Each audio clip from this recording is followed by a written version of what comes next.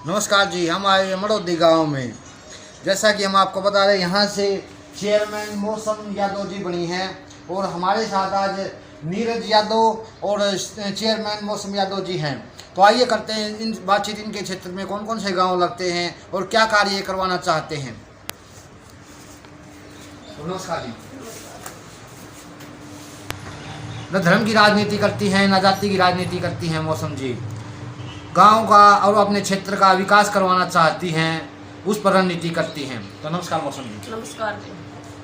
मौसम यादव जी, हम आपसे जानना चाहेंगे आपके क्षेत्र में कौन कौन से गांव लगते हैं, लगभग कितने गांव लगते हैं टोटल, और जो इसके अलावा उस जो गांव लगते हैं उनमें आपने दौरा भी किया है, उनमें क्या क्या समस्याएं देखने को मिली। हमारे गांव में 24 गांव लगते हैं कलानौर खंड में। तो इन गांवों की मैं फिलहाल तो पानी की समस्या है, आरओ के पानी की। तो ये निकासी करवाना चाहते हैं खराब पानी की ड्रेन में। पीने के पानी का समाधान तो बहुत ज़रूरी है, इसके लिए आरओ लगवाना चाहिए। पानी है वो ख़राब है और इसकी मेन समस्या वो है कि हमारे लगभग सभी कलानौर ब्लॉक के गांव में फ्लड का पानी इकट्ठा हो जाता है। वाटर लेवल ऊपर आ गया। वाटर लेवल ऊपर आने से किसानों को भी बहुत नुकसान हो रहा है। ज़मींदार हैं, मैं तकरीबन ये लगा लो अब गेहूं की फसल मतलब उगड़ने की, पानी की समस्या से उगड़ने की पोजीशन हो गई थी और कहीं निकासी नहीं है पानी की। और इस कारण बार बार जो है ना नूनी होती बोलते हैं, रेई ऊपर आ गई ज़मीन के और उससे ना मतलब ज़मीन बंजर होने के कगार पे आ रही है। पूरे कलानौर ब्लॉक का ये जैसे ये तो एक देखो बहुत बड़ा प्रोजेक्ट है और ये सरकार के बगैर संभव नहीं हो सकता। सरकार इसको संज्ञान में लेके जो भूमि डिपार्टमेंट है और साइंटिस्ट जो हैं उनके साथ टाई अप करके और इसको जो है ना कोई ना कोई स्थायी समाधान निकल सकता है। जैसे कि वाटर कोई ऐसे ट्यूबवेल लगाए जाएं कि जो ज़मीन का वाटर ऊपर आने लग रहा है वो नीचे जाएगा ना तो रे और नूनिया ऑटोमेटिक नीचे चली जाएगी। क्योंकि आज से 20 साल 25 साल पहले ना मतलब हम थोड़े छोटे थे तब देखा करते कि वाटर लेवल नीचे था तो कोई रे नहीं थी और अब वाटर लेवल ऊपर आया फ्लड से बार बार तो रे ऊपर आ गई और बिल्कुल बंजर होने को मिली। किसानों को तो सरकार से सहयोग मिलना चाहिए। ये तो प्रकृति की वो है, ओलावृष्टि हो गई, बाढ़ आ गई, ये तो प्रकृति की देन है। तो सरकार को किसानों का सहयोग करना चाहिए। जो आपके क्षेत्र में जो गांव लगते हैं उनकी गिरदावरी हो चुकी है किसानों की। हाँ हाँ हाँ जी, बिल्कुल हो चुकी है। मतलब जो गिरदावरी हुई है कुछ किसानों का मुआवजा भी आया है या नहीं आया? नहीं, अभी मुआवजा तो नहीं आया है, लेकिन जो प्रशासनिक प्रक्रियाएं हैं वो चल रही हैं। भाई किस में कितना परसेंट, किस गांव में कितना नुकसान है, तो उस आधार पे सरकार डाटा तैयार करवा रही है। और मतलब मई के मुख्यमंत्री जी ने कहा था कि मई में इनको सबको मुआवजा वगैरह दे दिया जाएगा। देखो अगेती फसल में तो नुकसान है कहीं। अब खुद में जो हमारा खेत है वहाँ तो बिल्कुल ख़त्म हो गई थी फसल, है ही नहीं, जीरो। और कहीं 50% भी है, कहीं 30-40 में भी काम चल गया।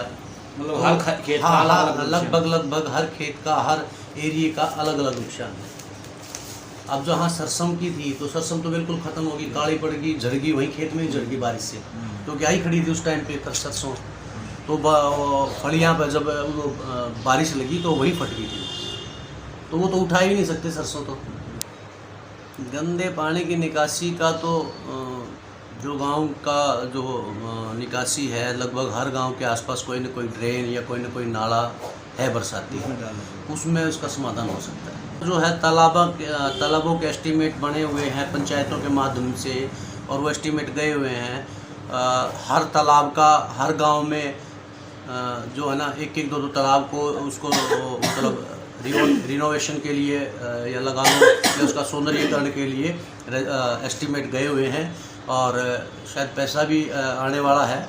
और सभी तालाबों का सौंदर्यीकरण और उसके साथ पेड़ लगाना, जैसे उसके गंदे पानी की निकासी तालाब में ना हो, आउटर कहीं निकल जाए, तो वो प्रक्रिया के एस्टीमेट बन के सरकार और उसका पैसा रिलीज करने वाली शायद रिलीज हो भी गया हो।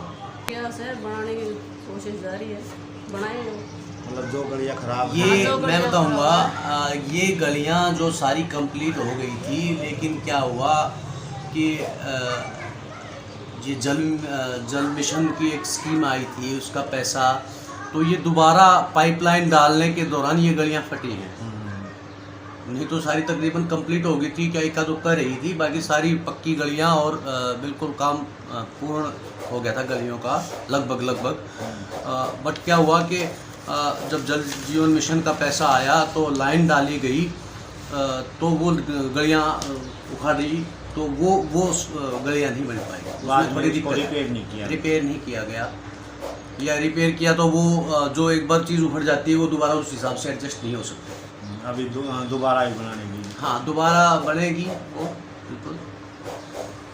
और फिर रही महिलाओं की बात, उसके बाद कोई सिलाई कढ़ाई या कोई ट्यूशन वगैरह का अपना काम करना चाहता है वो कर सकता है, और मतलब और भी जैसे कोई ब्यूटी पार्लर या कोई और तरीके के रोज़गार जो बहुत है महिलाएं उसमें कर रही हैं और आगे भी करेंगी। और सबसे बड़ी बात ये है कि अच्छी शिक्षा लेंगे, लाइब्रेरी बढ़ेंगी तो भविष्य अच्छा ही होगा। बिल्कुल स्वयं का रोजगार हो या गवर्नमेंट जॉब हो, मतलब आप जो भी काम करें मन से करेंगे तो ज़रूर कामयाबी मिलेगी। महिलाओं के लिए रोडवेज की बस लगी हुई है, कानौर से हमारा रूट पड़ता है, यहाँ से आती जाती है लड़कियों के लिए। लेकिन हमारा क्या है कि हमारा गांव शहर से बहुत नज़दीक है, रोहतक से, तो कोई स्कूटी ले रखा है या कोई अपने साधन इतने हैं गांव में कि मतलब आप पर्सनली अगर खुद जाके अड्डे पर बस स्टैंड पे खड़े होगे ना जाके, तो आप 2-3 घंटे तक खड़े रहो, आपको मतलब गांव का साधन नहीं मिलेगा। क्यों नहीं मिलेगा? क्योंकि लोगों के पास अपने साधन है। अब तो इलेक्ट्रिक स्कूटी आ गई, तो हर घर में 2-3 स्कूटी हैं, बच्चों के लिए अलग है, खेत में जाने के लिए बाप के पास अलग है, और मतलब स्कूटी के साधन बहुत है। पूरे हरियाणा के लिए भी है, हमारे रोहतक के लिए भी है, कलानौर के लिए भी, और गांव के सभी के लिए है। एक जो है ना बार लाल डोरा बढ़ाना अंदर की रजिस्ट्री के लिए, जो है ना सरकार ने, जो मैं पिछले कान में सरपंच था, स्वामित्व की स्कीम आई, सरकार बनी, उस दौरान भी हम सरकार से जुड़े हुए थे। तो उसमें शुरू में एक कमेटी बनी थी 4 सदस्यीय, जिसमें श्री ओम प्रकाश धनखड़ जी, कैप्टन अभिमन्यु जी और बेदी जी और एक शायद कविता जैन जी थे। तो उसमें ये डिसाइड होना था कि लाल डोरा बढ़ाएं, क्योंकि ये लाल डोरा काफ़ी मेरे ख्याल में बहुत समय पहले बनाया गया था, और पॉपुलेशन इतनी हो गई थी उस टाइम, तो बहुत कम पॉपुलेशन थी गाँव में। इतनी पॉपुलेशन बढ़ गई कि वो लाल डोरा से बहुत आगे चलेगा, तो बढ़ाना सरकार ने मतलब वो करके लाल डोरे को ख़त्म किया।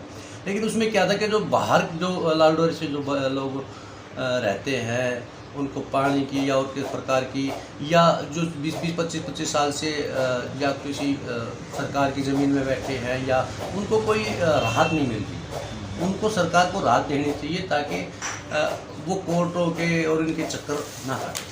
उसे प्रशासन की जो कोर्ट हैं, प्रशासन का जो डीसी ऑफिस प्रशासनिक अधिकारी हैं, उनका बहुत ज़्यादा वर्कलोड कम होगा। आप किसी भी प्रशासनिक उसमें चले जाइए, आपको बहुत ज़्यादा ऐसे मामले मिलेंगे, और इसका स्थायी समाधान सरकार ने वैसे कहा है कि हम करेंगे, लेकिन वो 8 साल से ज़्यादा पेंडिंग है, हो नहीं पा रहा।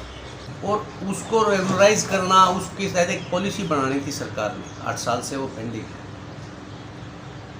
अब नगर निगम और नगर पालिका के लिए तो कर दिए कि जो आदमी 20 साल से बैठा है उसको स्वामित्व में लेके रजिस्ट्री कर दी, लेकिन गांव में तो नहीं हुई। गांव में लाल डोरा में करने लग रहे नहीं, वो अंदर करे ना, अंदर में तो मालिक पहले ही है जो बैठा है, बात है ना बाहर का जिक्र।